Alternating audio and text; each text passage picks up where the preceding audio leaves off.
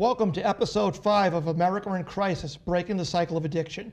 My name is David Hunt, and I'm your host once again for this episode. With me is Middlesex District Attorney Marian Ryan.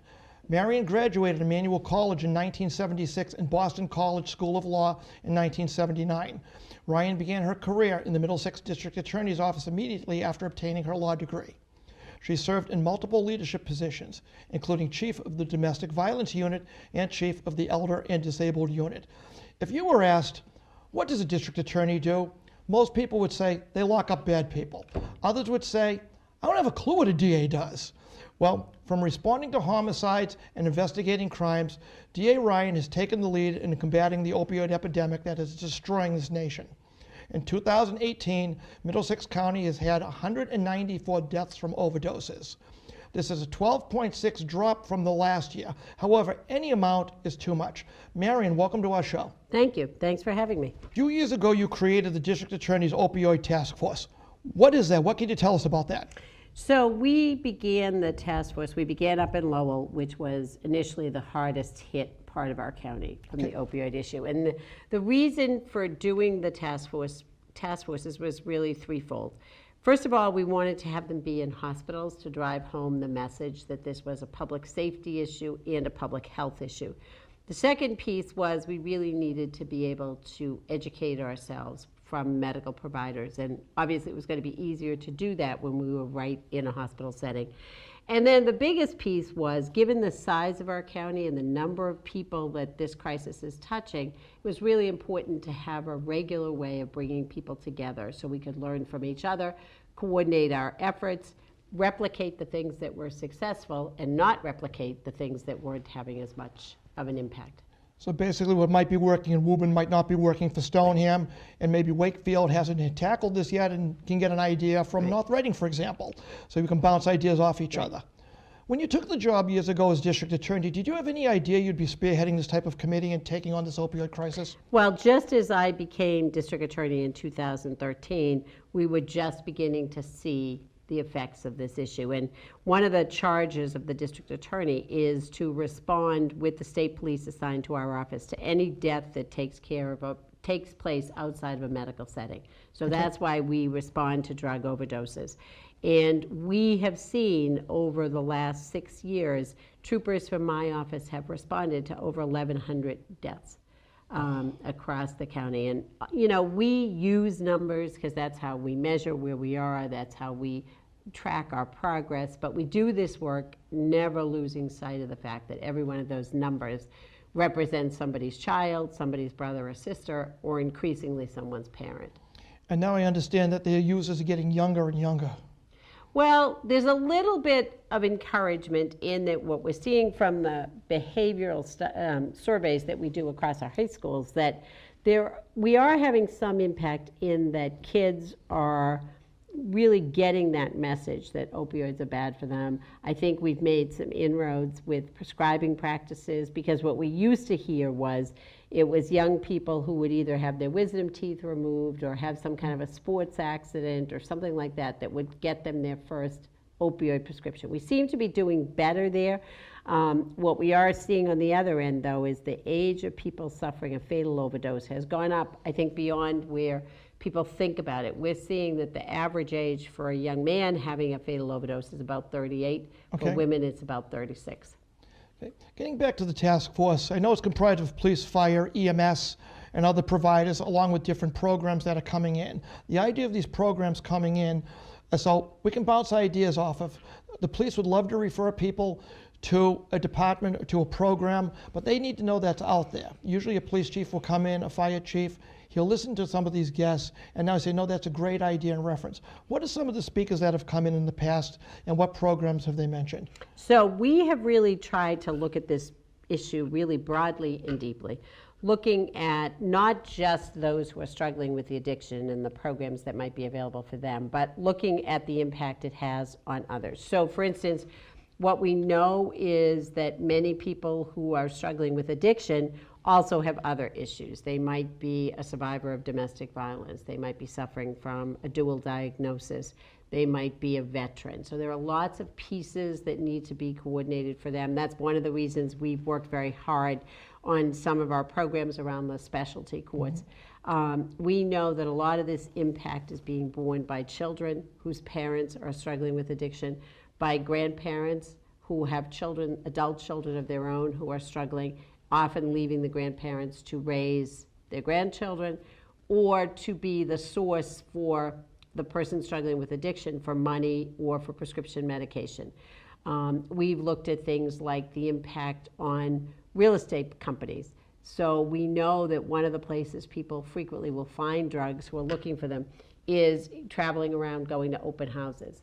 Yes. Unfortunately, an enormous segment of the American population has prescriptions in their medicine cabinet that aren't being used. Our office has used a lot of our money to provide funds for police departments to be able to have take-back boxes. So if you've got prescriptions in your house, you're not using them, get them out of your house. Because it's very simple for somebody, whether they're there because they're a friend or family member who's got a problem that you may be unaware of, or there's somebody who's come in, if you put your house on the market, to make a trip into the bathroom, go through the medicine cabinet, and collect a fair number of drugs out of that. And people don't even realize they're there. They leave the house in the hands of the real estate agent. One is downstairs with the agent while the other one's ransacking the medical cabinet. Right. Now, over at the opioid task force meetings, going back to this, what are some of the programs that are offered as far as social workers, healthcare facilities, homes they can go to? What's out there for people? What type of facilities are out there they can go to? There are lots of programs. The biggest gap that exists, there are lots of we are treatment rich in some ways here in Massachusetts. There are a fair number of detox beds.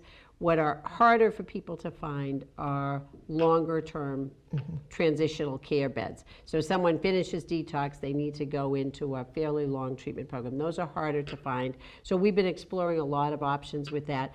We've also been looking at the way we respond to the criminal justice system. We've created a number of diversion programs, young adult diversions and adult diversion programs, where if someone is willing to get treatment for a drug possessory offense or a drug-driven offense, like a larceny, or they're taking checks from their grandmother and writing them to support their habit. We work with some programs that if somebody's willing to go there, do 16-week outpatient programs, that really our hope is they'll change the trajectory of their life if they successfully complete that program, in however long it takes them, because part of addiction treatment is there are going to be relapses. So they go through, if they can do that program, we get the certificate that they've completed it. We don't go forward with those criminal cases. So it's a way to try to preserve someone's criminal record and get them treatment at the same time. So they're getting the help they need without losing their career because they've gone through this. What is the penalty for a large amount of illegal substance? Let's take opioids, for example. I'm caught with heroin, a dealer amount. What's a dealer amount to you? Well, it depends. It can range. I mean, if we have somebody who's arrested for trafficking, say, in very large amounts of cocaine or heroin, they can face very substantial state prison sentences. I mean, these are the folks, we've really become much more sophisticated in our work with enforcement, which is we are really looking to target people who are moving a lot of product for a lot of profit. We are not so much typically interested in the person who's struggling with their own addiction maybe and who's sharing their drugs with somebody else who's struggling. That's not where we're focusing. Those are the people we're trying to get to treatment for their own issue. But there's a lot of money to be made around some of these substances, and there are clearly people who are businessmen who are moving a lot of product. That's really where we're targeting our enforcement piece. For the amount of product that's out there, can you share with us, how is this stuff getting into the country in this much bulk? I mean, it's everywhere. How is this stuff getting in? So it's come in a lot of ways. Some of it comes in by mail. Particularly pills. There's a lot of traffic in pills that comes through the mail or through FedEx or those kinds of things. The kilos and the bigger amounts of product themselves tend to come through couriers who are bringing it. Here we get a lot of our product that comes up through New York, comes up into the Lawrence area, and then is disseminated out further from there.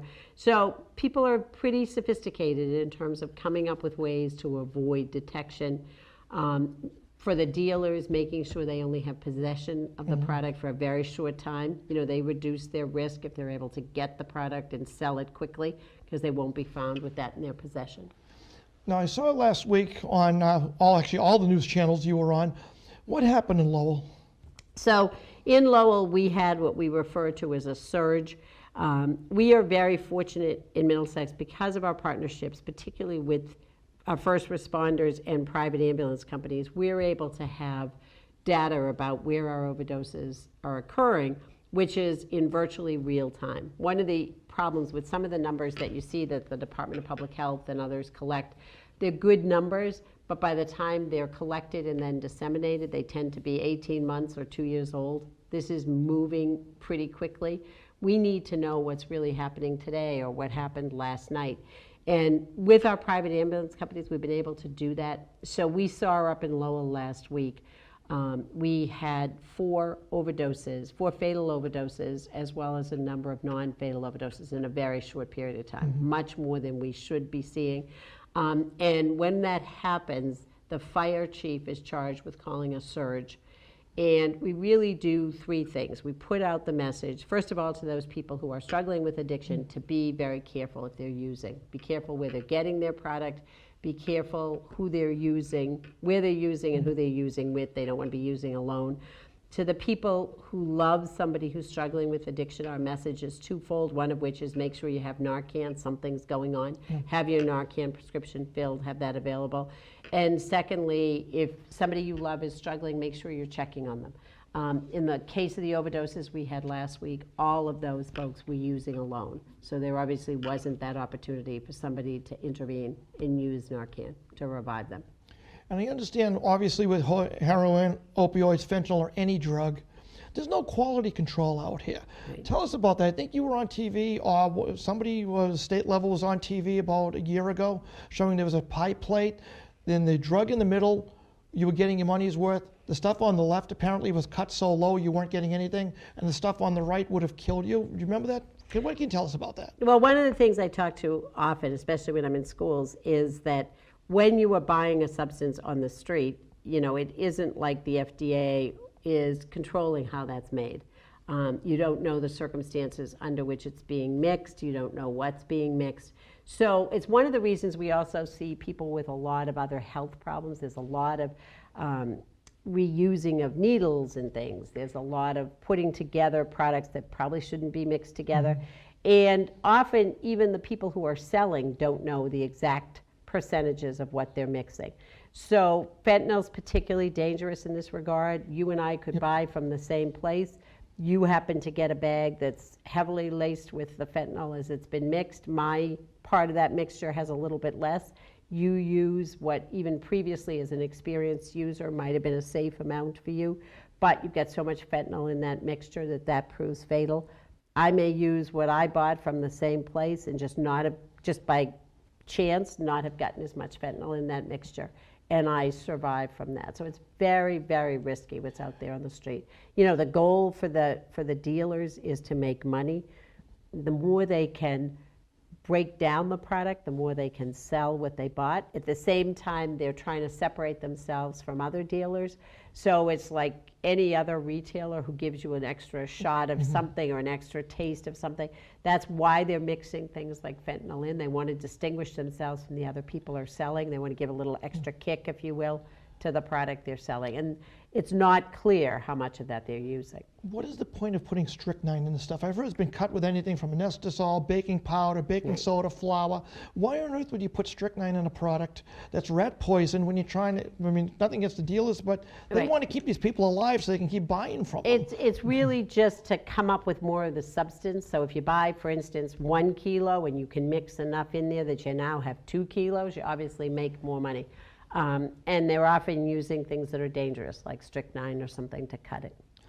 I understand we're doing a lot with the schools trying to get the children before they start using the product. At what age are we starting at the schools educating people? We're really in the middle schools now. A few years ago we were in the high schools. That's obviously too far now to be talking to people. So we're really aiming at the middle schools. We've developed a program, our Smart Choices program, which really, what we certainly have seen is that myself or a police chief or someone showing up in a school saying to kids, don't use drugs. That's not terribly effective.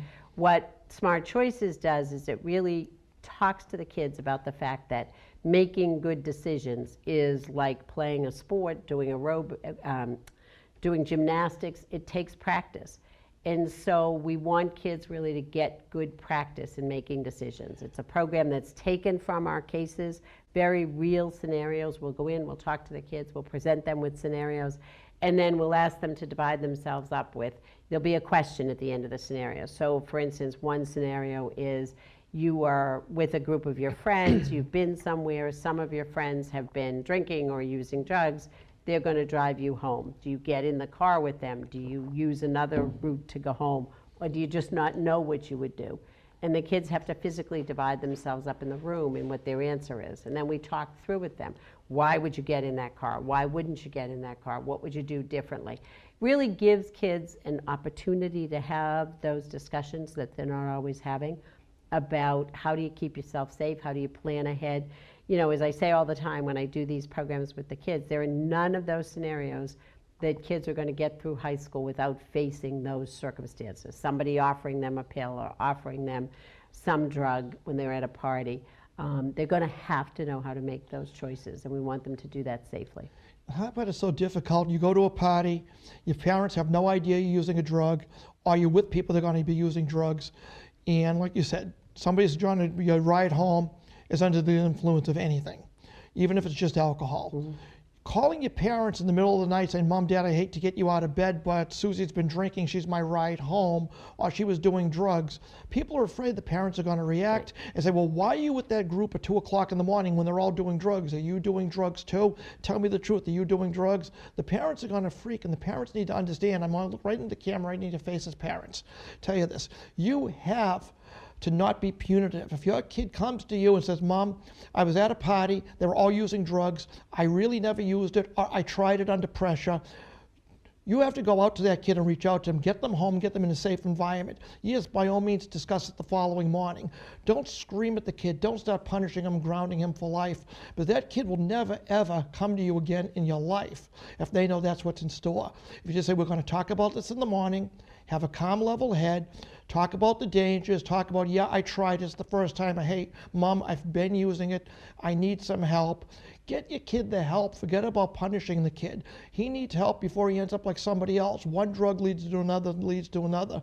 I implore you, please do not be punitive. If your kid has the guts and the courage, and they're embarrassed because you've had an opinion of them, to come to you and say, I need help, by all means, help the child. You can talk about punishment after the fact down the road.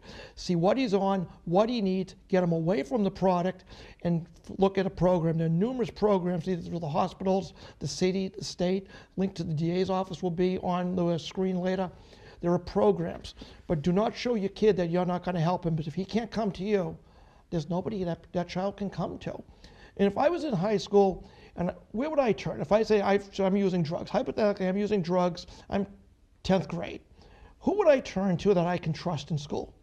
Well, hopefully you've got an adult in the school that you do trust, whether it's a coach or a guidance counselor or maybe a favorite teacher. You have somebody that you can talk to. Those are also conversations that, you know, we take what we learn working with the kids and incorporate those into our meetings with parents to really say, you know, have these conversations ahead of time. Your child is going to find themselves in difficult circumstances. Have a plan. What's going to happen if they call you and they need a ride? What's the safe word that they can tell you that they need to get extracted from a situation? You know, one of the things as parents that we forget is that kids continue to tell us their parents are an enormous influence on their behavior, especially their behavior around drugs and alcohol. So it really is a cause for parents to, first of all, think about the behavior they're modeling. You know, if kids grow up in an environment where how we deal with good things or bad things is we have a drink or we take a pill, they're going to copy that the same way as if kids grow up in a house where we learn to be polite or we learn to be respectful. So you have to be thinking about your own behavior. You also have to just be realistic about even your child who you think and may well be a great kid, they are going to find themselves in difficult circumstances. How have you talked to them about how they're going to address that? And then keeping in mind what you mentioned, which is, you know, in the moment, the important thing is to get kids to safety. and you can punish them later and deal with all of that later, but you want to get that kid home at the end of the night. That's our goal, that everybody makes it home safely. And they need to be able to trust the parents. I implore the parents, and this just came to me a second ago while I'm on set. I'd love to see every parent sit down with their kids and make a contract that says, regardless what happens, what's gone wrong, what you have done wrong, you can come to me. Yes, you'll eventually get punished, but we will talk about it, and we will help you through it. Do not be afraid to talk to me. You need a ride home. I don't care what time of the night it is. We will get you there. If they can't come out, they'll get an Uber, they'll get something. But those parents need to be able to make that kid know that they can trust you. But if they know you're going to ban them for life, punish them for life, ground them for life, they will never tell you, and next morning you read about it that your child overdosed because that child was so afraid to come to you that they were going to get punished. So just like you have for alcohol, and I know the contracts are out there, I've heard about them before, same thing for the drugs. Regardless what you have done, you can come and I will fix your problem tonight. We'll discuss it in the morning, you can be assured. But tonight I will get you home safely. Let the kid know that he has an alternative not to get in that car with the person that's high, that's been drinking, because you've got people that go the wrong direction on a highway, that are high, they're on drugs, and they get a head-on collision, and that's just a tragedy. You don't want your kid in that car because their ride home is under the influence. So the parents need to sit down, take a little bit of preemptive strike here, take the lead, you're the parent. When the show is over and you're watching, to sit down with your kid, show them the video, put it on DVR, bring it back on YouTube and show your kid this show and say, I'm going to sit down with you and I assure you, I am not going to punish you. If you ever call me that you're in a situation that you can't get home safely, I will get you home. And let the kid know that you can trust them and you love the kid. And by all means, discuss it in the morning. It's a learning tool and get them the help that they need. Now at the meetings we go through at the task force, some of the speakers that come in, what are some of the programs that they're offering that are out there that the police chief or fire chief might want to join your task force? I'm a member of it. I'm proud to serve on your committee. I know we have police chiefs from all over the Middlesex and even from other areas have come in, fire chiefs. What type of programs are they learning that they can bring back to the departments? So we've developed in Middlesex County our Project CARE, which is a trauma-informed care program for kids that may witness or be immediately impacted by an overdose. So our first responders in Middlesex County, when they respond to an overdose, and either there's a child physically there, or it's clear that it's the middle of the school day and a child is going to come home and find out that their caretaker is overdosed, they do two things. They do what they're required to do by law. They make a report to the Department of Children and Families, and then they reach out to our Project CARE beeper number, which we have clinicians available 24/7 on a volunteer basis who do two things. They first of all put together a trauma-informed care program for the child or children, depending on their age, so that when our police or fire officers are saying to someone, you might need to get help for your child, it's not just, you need to get help, hope you can call somewhere. They're able to say, call this place at 3 o'clock and someone will help you. And the other thing that they do is they offer, with the family's permission, to be a liaison for other people in the children's lives, so that we don't have kids go to school the next day and the school doesn't know what happened. They don't go to daycare, they don't go to their camp. So that's one place. We've developed a lot of programs for grandchildren. We've worked with the Phoenix program, which is a gym in physical recreation place. Because, you know, one of the big issues for people, even if they get their own addiction under control, is how are they now going to spend their time? If your habit for every weekend has been to hang out with people who are using drugs, well, now you're trying to stay clean. You need to have other places to go. We've also worked hard with some programs that are recognizing the needs of domestic violence survivors. We have spent a good deal of our time with programs around mental health, people who have a dual diagnosis who previously couldn't get good addiction services right away. So there's and Learn to Cope, which is a program for the families of folks that are struggling with addiction, who need a lot of help and often get somewhat overlooked in that. We've also heard from a lot of one of the nice things about being in Middlesex County is we've got 25 colleges and universities, literally some of the smartest people in the world. We've had an opportunity to hear about a lot of different innovations in this area, different kinds of chronic pain responses, being able to use, for instance, we heard a presentation at one point about folks being able to use the the waste that comes out of our houses, Yes. to be able to identify what the needs are around substance use. So that's an important piece. There's really just a lot of good work going on. The way that people can use art and music, for instance, to help deal with their struggle with addiction. So we try to get all of that information out to people. It's amazing. I'm on the committee. I sit there, I listen to 4 guests come in once a month, and the information these people give is fantastic. It allows the police department to go back, the chief is there, to bring it down to his offices, to tell people on the street, hey, this program exists, it's out there. Now, in a recent article in the Boston Globe, it stated a study from the Boston Medical Center showed the opioid problem in Massachusetts could be 4 times as bad as thought. It estimates that 275,000 Massachusetts residents, or 4.6% of people older than 11, suffered from opioid use disorder in 2015. It is basing this finding on that is half the people that with abuse aren't counted simply because they're never put into the system, so they're not counted. 11 years old, that's crazy. We know there's different programs that are in place at the schools. District Attorney Ryan has just told us several of the things that are in school. Big question is, Marian, I understand you speak all over the country now, not just Middlesex County, but the programs that you have created in Middlesex are now being used across the country thanks to the hard work and devotion that you've put into this. Can you just briefly tell me a couple of those programs and share with us what happens across the country? So one of the programs that's gotten probably the most national attention is our Project Care, because one of the things we know is that children who are impacted by the trauma of an overdose really carry that with them for the rest of their lives. One of the things we put together was a mobile policy forum with people in recovery to try to peel back the layers of how they found themselves using these drugs. And a real common denominator was people who said they had a trauma in their early childhood that was never addressed. They never were able to calm that hurt, fill that void, and at some point later on they were using drugs to deal with that. So we've tried to address that, because what we know is people who have that trauma that's not addressed are more likely to use. We know that the research tells us that there's a genetic link with addiction. That's why we all know families where there's been generation after generation of people who are using something. So we want to take that into consideration. We know that just the trauma of seeing somebody having overdose, perhaps a 911 response, even the use of Narcan, is very dramatic. It's very difficult for a child. When a child loses a parent that way, it's hard to lose a parent anyway, particularly that way. So we're really seeing that as prevention, sort of at ground zero. It's how do you get in and address those traumas that the kids have suffered in order to avoid them eventually being caught up in the criminal justice system themselves, whether they're using themselves, they're making bad decisions, whatever it is. So that program has gotten a lot of attention because I think that's a much bigger piece.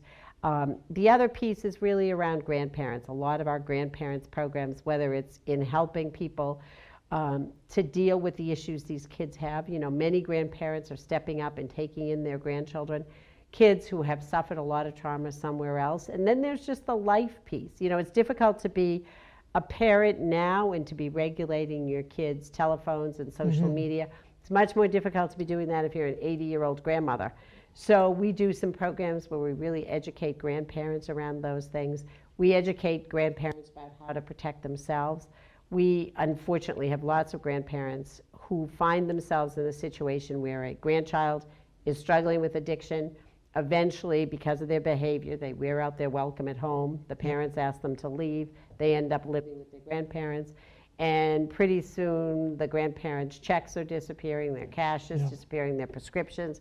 And the grandparents really torn. They don't want to be living that way, but they don't want to be responsible as they see it for bringing their child into the court system. So we've really worked hard on developing those diversion programs, in helping grandparents to see that there's a way to interact with the criminal justice system that doesn't result in all of those dire consequences.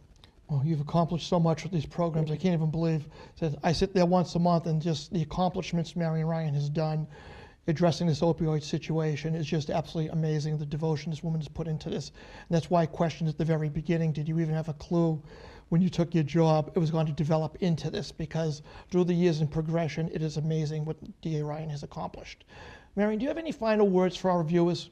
Well, I think it is really how important collaboration is. You know, we've been very fortunate in Middlesex that we've been able to accomplish so much. We've seen a very dramatic decrease in our fatal overdoses. In 2017, we saw countywide an 11.5% decline in fatal overdoses. In 2018, which is important because we've been able to sustain that for 2 years, but we had a 12.6% decline. So that means in 2 years, we've reduced our fatal overdoses over 24%. That's significantly higher than the rest of the state. It really is because we've had those partnerships with law enforcement, first responders, programs, our legislators that have really brought everybody to the table, doing our best work, learning from one another. And that has to be the way we attack these issues. One other thing I want to point out, these aren't numbers we're throwing out here. These are lives. Every number is a life, either a child, a mother, a father, a parent. These are lives. Everyone's life matters. It doesn't matter what race, creed, religion, sex you are. This is a life. This is someone that is loved, whether it's your parent, your child. Somebody is going to miss you. This is somebody that's out there that can have such a future, and it's just such a waste. And it's just amazing the amount of people that DA Ryan has been able to save over the years. So, in closing, I wish to thank Middlesex District Attorney Marian Ryan for all her hard work in appearing on this episode. Remember, help is out there. All you have to do is ask. You can reach the Middlesex District Attorney through her website at www.middlesexda.com. This show can be seen on YouTube and on Woburn Public Media Center's website, along with Woburn's local television access channels on a rotation. Please, I ask you, share this program with someone that needs your help. For America in Crisis, Breaking the Cycle of Addiction, my name is David Hunt. Until next time, please share the show with people. You're going to save some lives. And thank you for viewing.